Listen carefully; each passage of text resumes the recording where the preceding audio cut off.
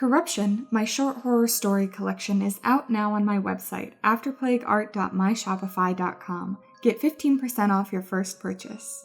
Hello Acolytes, and welcome to the final Inktober video. If you haven't seen my other ones, you can check them out in the iCard now. Happy Halloween! Oh my goodness, I am so glad that we are here at the end of October. I have done all 31 days of Inktober. All 31 are available as prints on my website, afterplagueart.myshopify.com, and all 31 are also available with completed stories in my short story collection, Corruption. Day 29's prompt is massive. We're so unaware of our ocean. It's so deep and so full of mystery. We haven't even explored even a tiny part of it. And so for Inktober's Day 29, massive, I wanted to explore the idea of something, a leviathan, something eldritch, beyond comprehension, lurking in the deep. So I did this illustration of this absolutely massive skeleton rising out of the waves and picking up a fishing boat. I really like the composition of this piece a lot, actually. I love that he's silhouetted by the walls of the cave. I feel like that's very interesting. And I do like how the whole background of this image turned out. I'm not usually somebody that enjoys backgrounds very much, but I did enjoy this one just because I really do like these rock walls, the ocean, that kind of thing. And I was struggling a little bit with how to do the ocean waves, but I do think that they ended up looking okay. I'm not entirely sure I captured the sort of like flowing forward of the wave. So the story for this illustration, it's just about this small town called Harbor's Edge. People, they go to the beach, these caves, these cliffs, and it's a great place to spend, a family vacation. People go swimming there all the time. But people start seeing this strange shadow underneath the water. They have no idea what it is, but it seems massive. It disturbs the waves. People can sort of feel it rushing by just beyond the edge of the sandbar. And so people are cautious about it. They're really curious about it. And then one day part of it surfaces and it's huge. It's absolutely massive. It's white, completely bone white and smooth. And people are like, this isn't a whale. It's like twice the size of any known blue whale. And so the town and the people in the town decide like, hey, we should probably shut off this beach. So they do. And because there's no one coming to the beach anymore, the fish and the wildlife kind of thrive. They sort of explode in population. And so it becomes a really attractive spot for fishing boats. And the fishing boats go out there and they're fishing and they're bringing back just boundless fish, And then one day a boat vanishes and everybody's like, what? Why would that? Where did it go? There were no survivors, no sailors. All of the sailors were really experienced. The captain was really experienced. But it was a stormy day, so maybe it just sank and everybody was too scared to go help with the rescue effort, so they just vanish. But then another boat goes missing, and this one disappeared on a sunny day.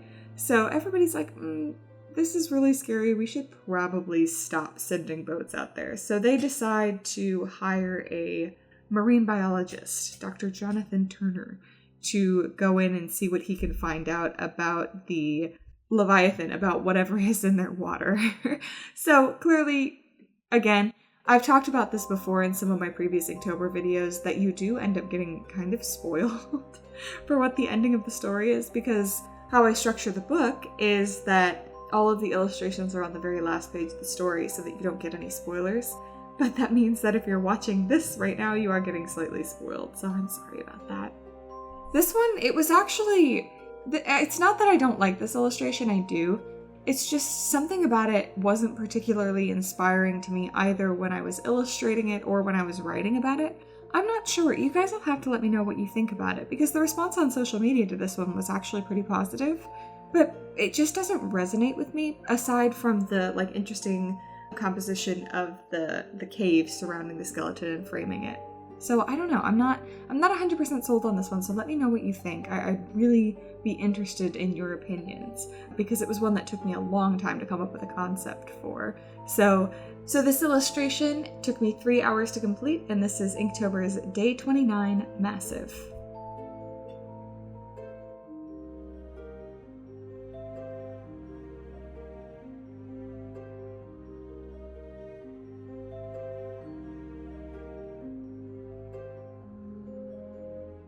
would you kill someone you love to save the world?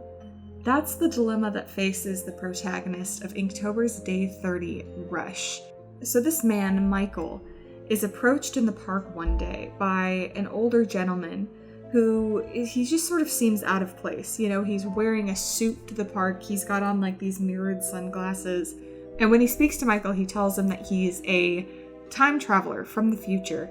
A future where Michael's girlfriend, Abby, has caused this like immense madness to spread throughout the world, essentially infecting other people and causing the end of the world.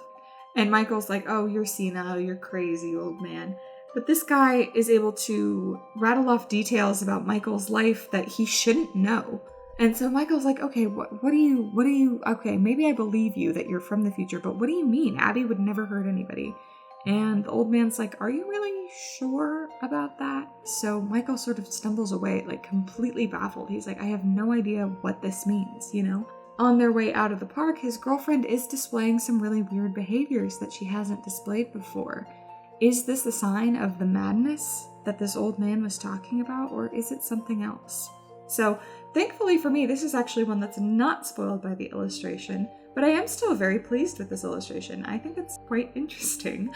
I've never drawn, I would say, an older, realistic character where they sort of have these wrinkles and stuff like that.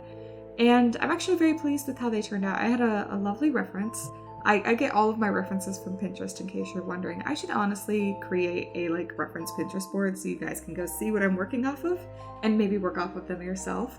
But yeah, I really liked this sort of serious face because the man isn't supposed to look like a kindly old man, which I think can get accidentally translated if you're too soft with the wrinkles, because it does soften people's faces up a little bit.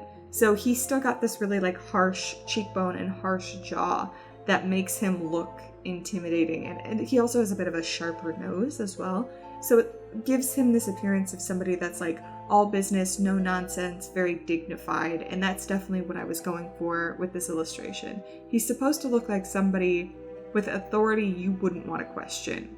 The little clocks in his lenses were actually really fun. I love the details on the clocks. I always love clocks that have Roman numerals instead of numbers. I feel like they look so much more dignified, so much more, definitely antique. And that's sort of what I wanted to go with here because it gives it a little bit more of a timeless feeling than what a clock with regular numbers would, I think.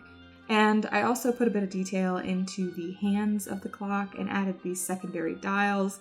It's just sort of supposed to look not quite surrealist. I did consider doing more of a melting clocks thing, like Salvador Dali, but I decided against it because I felt like it would take away from his more serious attributes.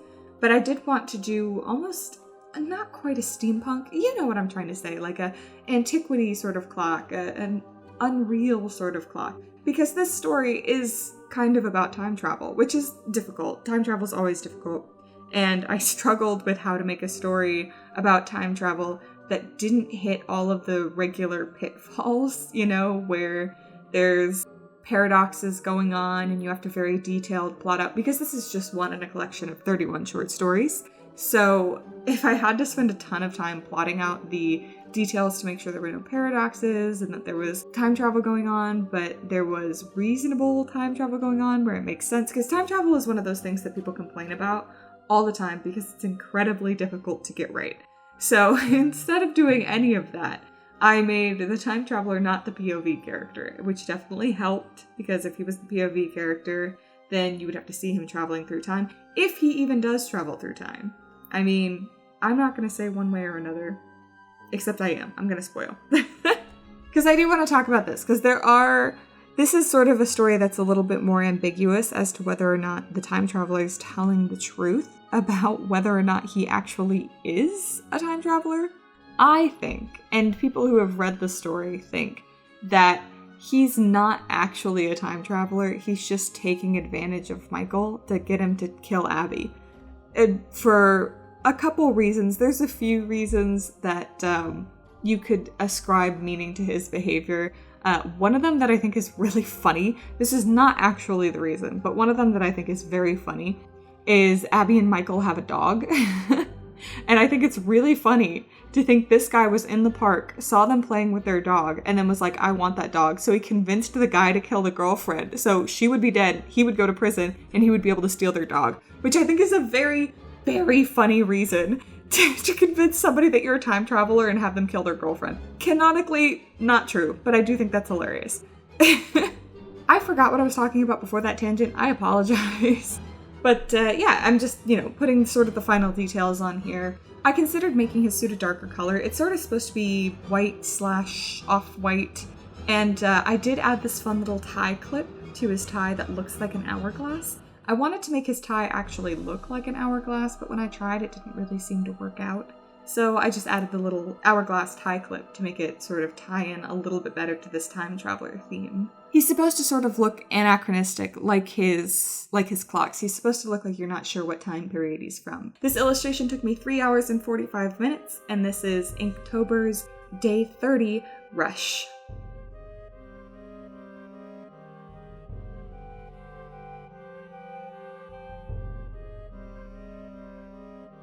Last but not least, would you make a deal with the devil to get revenge? In Inktober's Day 31, Fire, I think that this woman is perfectly justified in attempting to get revenge. So this story is about a young woman named Agatha, who essentially, she's a doctor, kind of.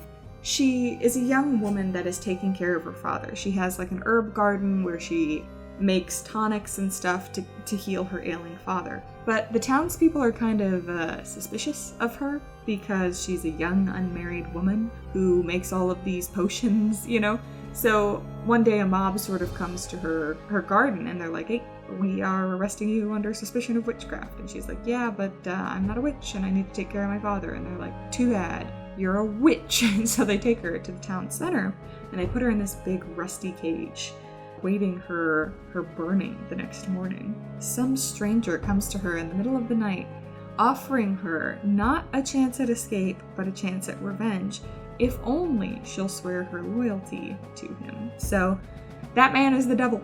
He's the devil for sure.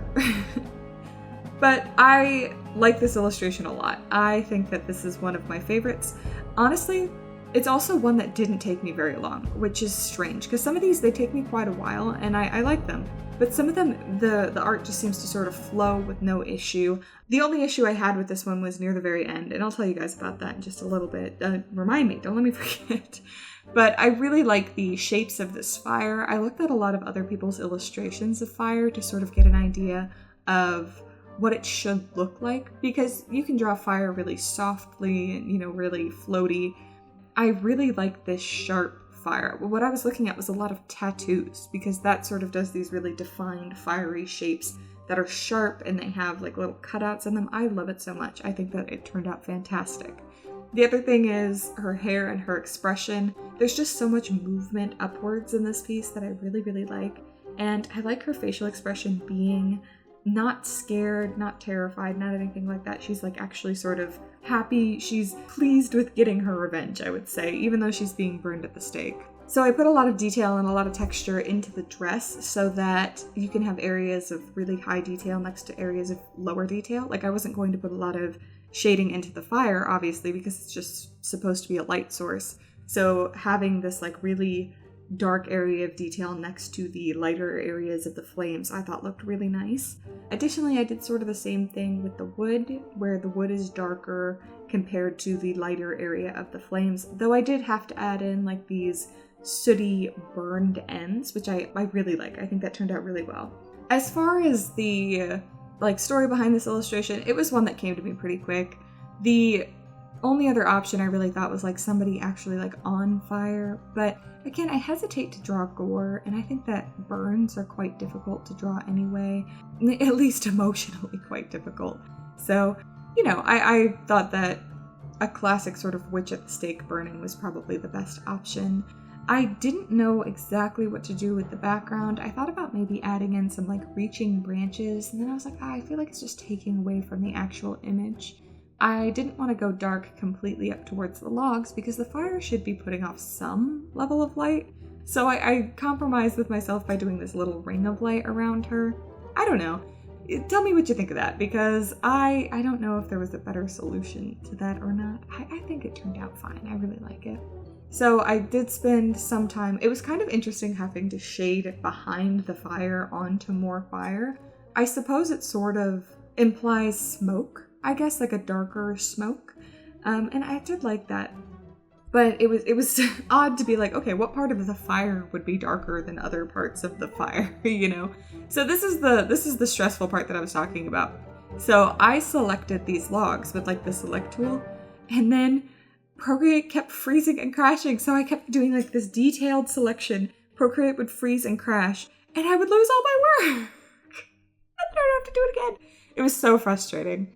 But the final thing I sort of did was add these little sparks and little flames coming off of the fire. This illustration took me 3 hours and 20 minutes, and that is day 31 fire. And with that, we are all done with Inktober. I'm so pleased with all of my illustrations this year. I want to thank you so much for all of the support on my videos, on my channel. Honestly, the growth I experienced this month was so great. So thank you everybody who's new here, everybody who came from shorts. Thank you so much.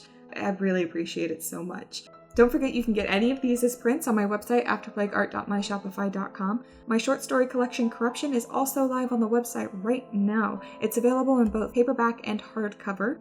And if this is your first time purchasing from my website, you can get 15% off. Thank you again so much for watching. If you like this video, be sure to leave a like. If you want to see more from me, please subscribe. If you want to see what I'm working on outside of YouTube videos, follow me on all my other social media. I am AfterPlague on pretty much everything: TikTok, Instagram, Twitch, Threads, and I am after_plague on Twitter. Thank you again so much for watching. Have a happy Halloween, and I hope you survive this post-plague world.